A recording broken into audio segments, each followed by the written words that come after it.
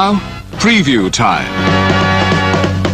So let's take a look at what's coming your way.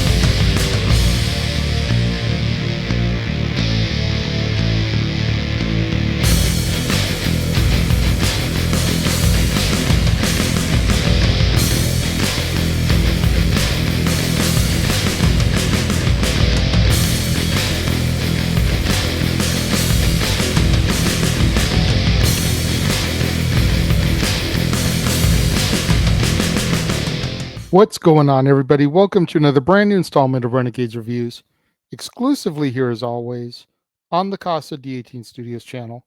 I, of course, am your host, the Renegade JJ Williams, and it's New Release Saturday here today. We're going to take a look at the Netflix film Guillermo del Toro's Pinocchio, starring Ewan McGregor, David Bradley, Gregory Mann, Christoph Waltz, Tilda Swinton, Kate Blanchett, Ron Perlman, and Finn Wolfhard. What's going on, everybody? Thank you for joining me here once again for another brand new installment of Renegades Reviews. As I said in the introduction, It's new release Saturday, and today's new release film, we're taking a look at a tale that has been told numerous times before, most famously, of course, by the Walt Disney Company. We're taking a look at Guillermo del Toro's adaptation of Pinocchio. And our movie opens in Italy during World War I as the carpenter Geppetto loses his son, Carlo, during an aerial bombardment by Austro-Hungarian forces. Geppetto decides to honor his son's memory by planting a pine cone that Carlo found for him near his grave, which over time grows into a tall pine tree, as Geppetto grieves for his son for over 20 years. Meanwhile, a cricket named Sebastian J. Cricket takes residence in the pine tree, which Geppetto cuts down. After building a wooden boy in a fit of drunken rage, he passes out, leaving it unfinished. A blue humanoid being, known as the Wood Sprite, brings it to life and christens him Pinocchio. The sprite promises to grant Sebastian one wish, which he intends to use to improve his standing in exchange for acting as Pinocchio's moral guide. Geppetto then later discovers that Pinocchio has come to life. Now initially terrified by Pinocchio's curious antics, Geppetto is told by the strict village podesta to send Pinocchio to school after the wooden boy disrupts the villagers during a church sermon. After Geppetto sends Pinocchio on his way, the puppet is intercepted by a man and his performing monkey, aristocrat turned showman Count Volpe, and Spazzatura, who convinces Pinocchio to join his circus. After Geppetto arrives to take him home, a confrontation between him and Volpe results in Pinocchio being thrown to the road, where he is fatally hit by a truck. Pinocchio is then sent to the afterlife, where he meets Death, who is the sister to the Wood Sprite. She explains to Pinocchio that he is immortal and that he will return to the mortal realm once the hourglass has emptied, cautioning him, though, that the time he spends in the afterlife will increase each time that he returns.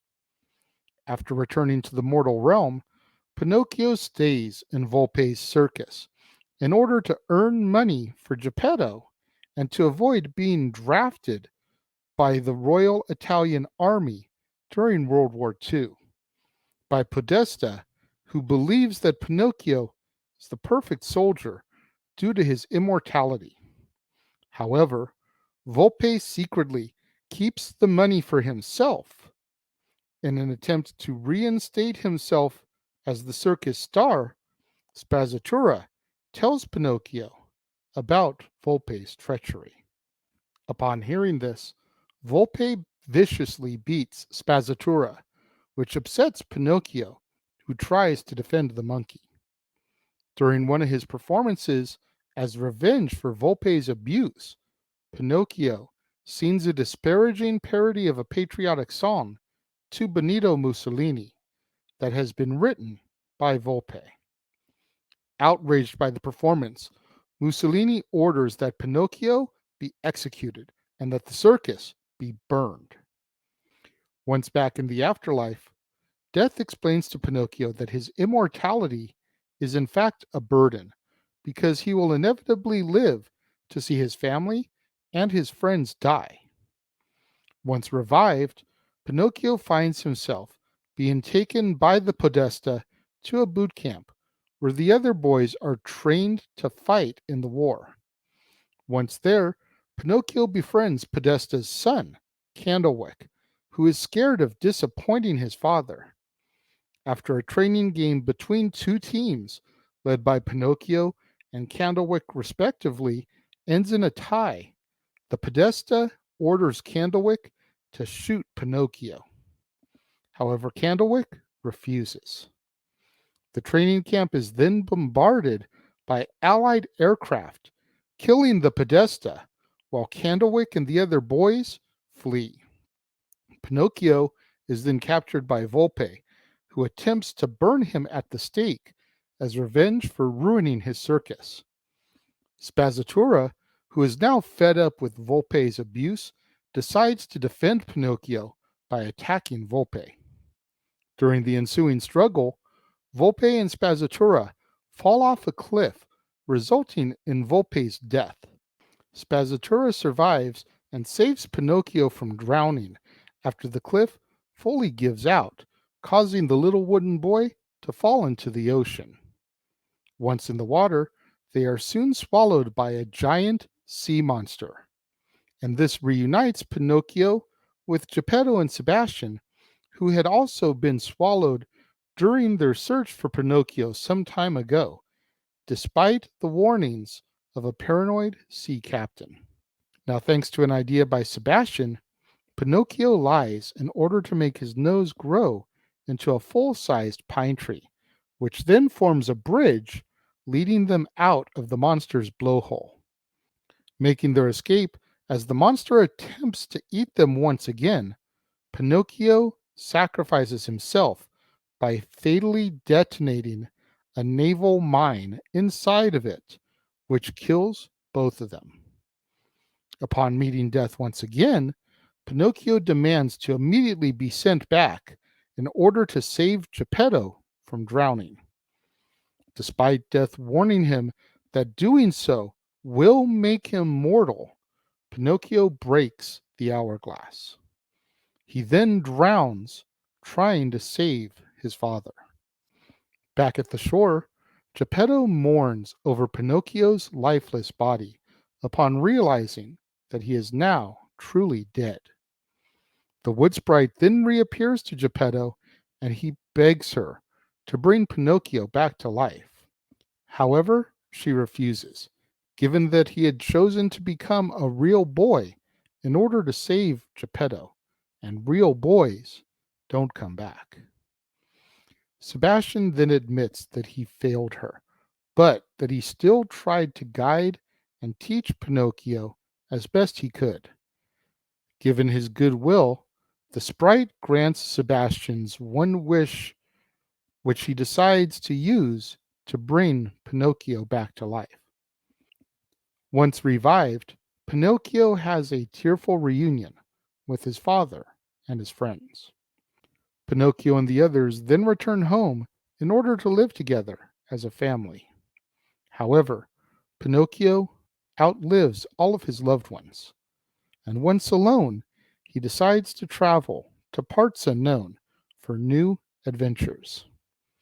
During the credits, Sebastian sings a song that he had been attempting to sing throughout the entire film for the Black Rabbits in the afterlife, revealing that he had been narrating the movie to them the entire time, and our movie comes to its close. I have to admit, I had my reservations going into this because my last experience with something Guillermo del Toro did was his version of the Wolfman, which I want to say was 2010, and it left such a bad taste in my mouth that I was genuinely hesitant. However, I do enjoy the story of Pinocchio as we all know it, Disney's adaptation, if you will. So I was willing to give this a try because at least the Pinocchio story is something that's been adapted so many times that if I didn't like it, at least I couldn't downright say that it was because of him I didn't like it. It just basically meant that I enjoyed Disney better to the other renditions. And I will admit that there's some stuff in here that I didn't remember from other Pinocchio tellings. For example, the fact that Geppetto had a son prior to the creation of Pinocchio. Didn't remember that. Any other version I have seen, that detail has been left out. So that was different and unique. And Carlo, the name of the boy in this, is so named for Carlo, the author of the original Pinocchio tale. So that's a nice little tip of the hat Easter egg there, if you will. Forgive me for not remembering Carlo's last name, but Carlo is the original author of the Pinocchio tale. So the fact that they named Geppetto's son that, like I said, is just a nice little tip of the hat to the creator. The way they changed the character that we know as Stromboli. They basically took Stromboli, Honest John, and Gideon as we know them in the Disney film, and they meshed that into the Volpe character, and then took a little bit of Gideon and put that into the Spazzatura character, being the silent assistant.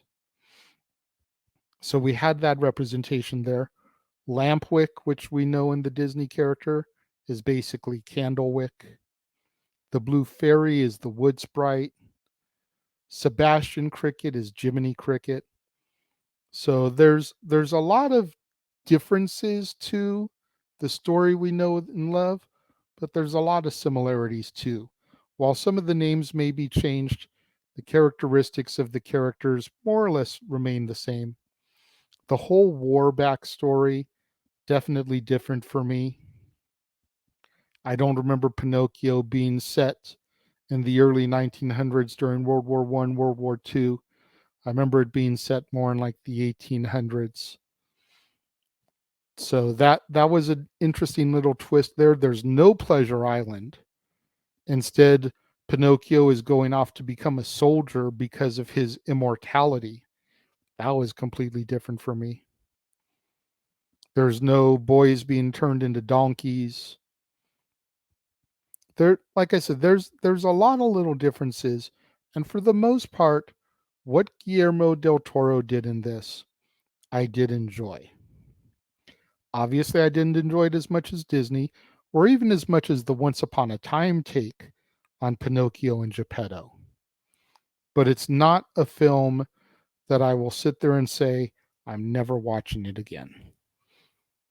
I enjoyed it to a certain extent. I do want to give a little bit of a shout out to the voice actors in this. Ewan McGregor as Sebastian Cricket, I thought was phenomenal. Tilda Swinton as the Blue Sprite and Death did amazing. Christoph Waltz as Volpe, nice and dastardly. Finn Wolfhard as Candlewick and Ron Perlman as the Podesta, awesome jobs. Overall, I want to give a huge shout out to the voice cast because they are what kept me interested in this film. If there ever hit a snag where I was like, okay, I think I'm going to cut this, I heard one of their characters and I immediately got sucked back in. So kudos to Guillermo del Toro for picking the right voice cast. With that being said, when it comes to my rating for this film, I'm going to give Guillermo del Toro's Pinocchio 3 out of 5 stars. Nice middle of the road, plenty of room for improvement and for the rating to go up over time. However, also plenty of room for it to go down if upon repeat viewings, I don't like it as much as I did this time. But 3 out of 5 stars, I think, is respectful and fair for this take on Pinocchio. Those of you that have seen it, what do you guys think? Let me know. If you're watching the premiere, leave your thoughts and comments over here. If you're watching on demand later in the day, leave your thoughts and comments down here. Let's have that conversation, that debate, that discussion, that interaction that I'm always asking you guys for in the comments below. And make sure you guys tune in at the top of the hour, right here to the Casa D18 Studios channel, as well as to the Jeff Meacham Network and across the Jeff Meacham Network multiverse of media as we present our Royal Rumble Watch Along coverage. Guys, I am so hyped about this. You do not even understand. Royal Rumble is my favorite event of the year, and I get to call the action along with the simple man Noah Foster. Joining us for the Rumble matches themselves will be the Heeb man James Hebert, as well as everyone's favorite statistician, Statboy Mike Caldwell, who's going to be bringing us all the numbers that matter in these matches.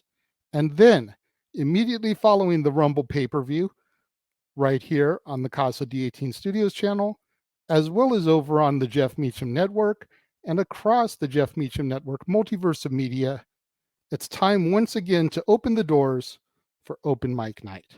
As myself, the Simple Man Noah Foster, the He Man James Hebert, and whoever else decides to come through the doors and step up to the microphone joins us to discuss the week in professional wrestling. And then tomorrow, right back here on the Casa D18 Studios channel, it'll be time once again to step into the war zone.